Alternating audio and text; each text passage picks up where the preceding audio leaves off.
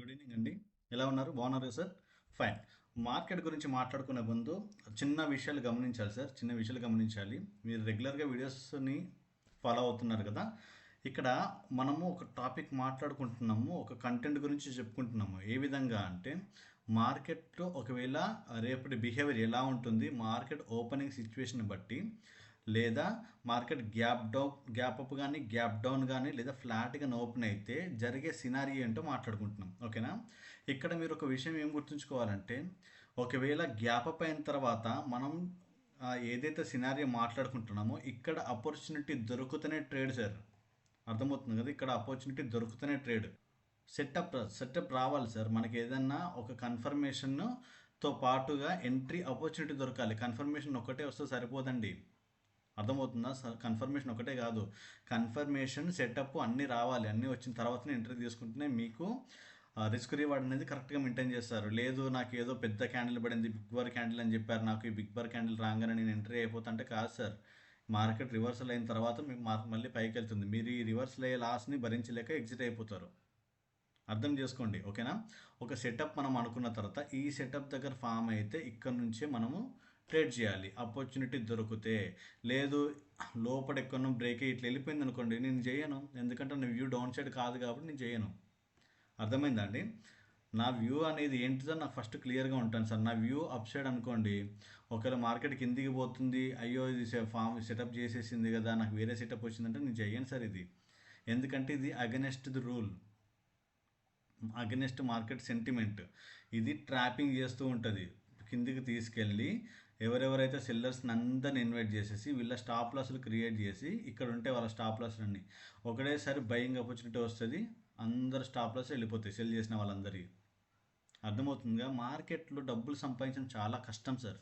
కానీ మీరు పేషెన్సీగా సిస్టమేటిక్గా ఒక ప్రాపర్ రిస్క్ రివార్డ్ మెయింటైన్ చేసుకుంటా క్వాంటిటీ సైజింగ్ కరెక్ట్గా మెయింటైన్ చేస్తే ఖచ్చితంగా మీకు ప్రాఫిట్స్ వస్తాయి, రిటర్న్స్ వస్తాయి. ఓకేనా? మీ కష్టానికి తగ్గ ఫలితం దొరుకుతుంది. అంతే తప్ప మీరు ఏదో ఇష్టం ఉన్నట్టుగా సార్ చేయడం. ఓకేనా? ఫైన్. ఈ మార్కెట్ చూద్దాం సార్, అసలు ఏం జరిగింది ఈరోజు. మనం ఏం చెప్పుకున్నాం సార్ మార్కెట్లో? డార్వాస్ బాక్స్ గురించి మాట్లాడుకున్నాం కదా సార్. ఎంత క్లియర్ కనబడుతుంది ఇక్కడ, నేను ఇదే చెప్పాను మీకు. ఇదిగోండి. ఫైన్. డార్వాస్ బాక్స్ ఒకటి ఫామ్ అయింది. ఇది ఈ రేంజ్లో ఉన్నంత వరకు మనం ఏం చేయకపోవడమే ఉత్తమము.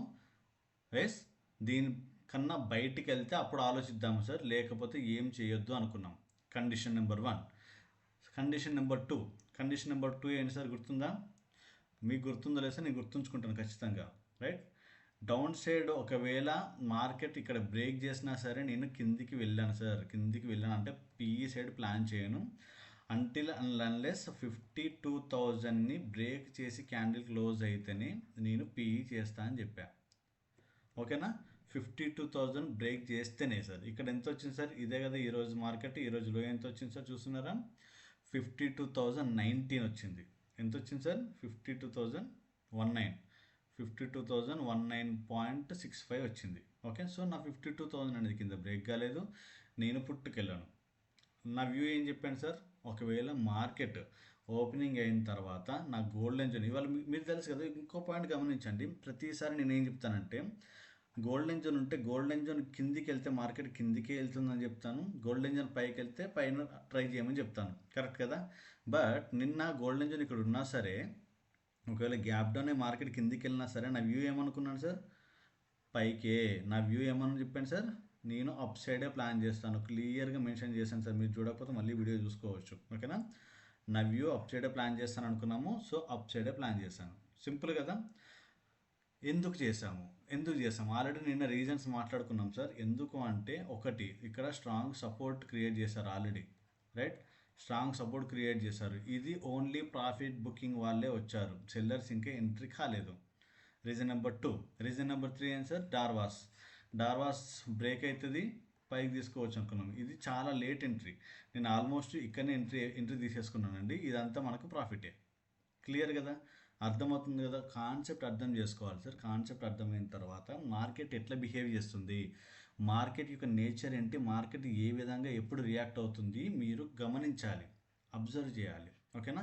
అప్పుడే మార్కెట్ అనేది అర్థమవుతుందండి. ఓకేనా? చూద్దాం రేపటి మార్కెట్ ఎలా ఉంటుందో చూద్దామండి.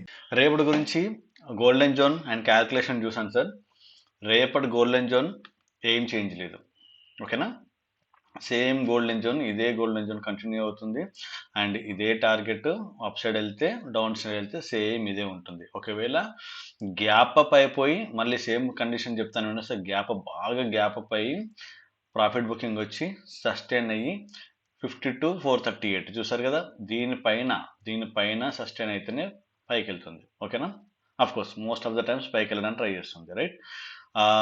లేదు ఈ గోల్డెన్ జోన్లో ఓపెన్ అయితే వెయిట్ చేయండి, డౌన్ ఓపెన్ అయితే వెయిట్ చేయండి. సేమ్ ఈరోజు ఏమైతే కండిషన్ సినారియోస్ అనుకున్నామో రేపు కూడా అవే ఉంటాయి ఆల్మోస్ట్. ఫైన్, ఇది ఎంతో కొంత హెల్ప్ అవుతుంది అనుకుంటున్నాను అండి. డైలీ వీడియోస్ చేస్తున్నాను కదా, అబ్జర్వ్ చేయండి, ప్రాక్టీస్ చేయండి. వీలుంటే ప్రీవియస్ డేస్ ఏం జరుగుతుంది, ఈరోజు ఏం చెప్పుకున్నాము, మీరు ఏం చేయాలి తెలుసా సార్? మీరు ఏం చేయాలంటే ఈరోజు ఏం చెప్పుకున్నాము, రేపు మార్కెట్ ఏం జరిగింది, మ్యాచ్ చేయాలి దానికి దీనికి. అప్పుడు మీకు మార్కెట్ అర్థమవుతా ఉంటుంది ఇంకెక్కువ. మళ్ళీ ఈరోజు ఏం చెప్పుకున్నాము రేపటి గురించి మ్యాచ్ చేయండి, ఈరోజు ఏం చెప్పుకుంటాము రేపటి గురించి మ్యాచ్ చేయండి. ఇలా కొన్ని రోజులు మీరు ఫాలో అవ్వగలిగితే కొన్ని రోజుల తర్వాత మీకు మార్కెట్ స్ట్రక్చర్ అర్థమవుతుంది. ఓకే, ఇలాంటి సినారియోలో మార్కెట్ గ్యాప్ డౌన్ అవుతుందా, గ్యాప్ అప్ అవుతుందా, అయితే ఏమవుతుంది, కాకపోతే ఏమవుతుంది, ఇవన్నీ అర్థమవుతాయి అనమాట. ఓకేనా? వన్ డేలో ఎవరు సక్సెస్ కాదు సార్. ప్లీజ్ మీరు ఆ అపోహల నుంచి బయటికి రండి, తపస్సు చేయాలి. అర్థమైందా సార్? కొన్ని సంవత్సరాలు కష్టపడుతున్నారు సార్ ఒక్కొక్కరు, కొన్ని సంవత్సరాలు. నాకు వన్ డేలోనే కోట్లు రావాలి, వన్ డేలోనే నేను ప్రాఫిట్లు పొందాలి అంటే కాని పని సార్ ఇది. ఓకేనా? ప్రాక్టీస్ చేయండి sir. Thank you so much.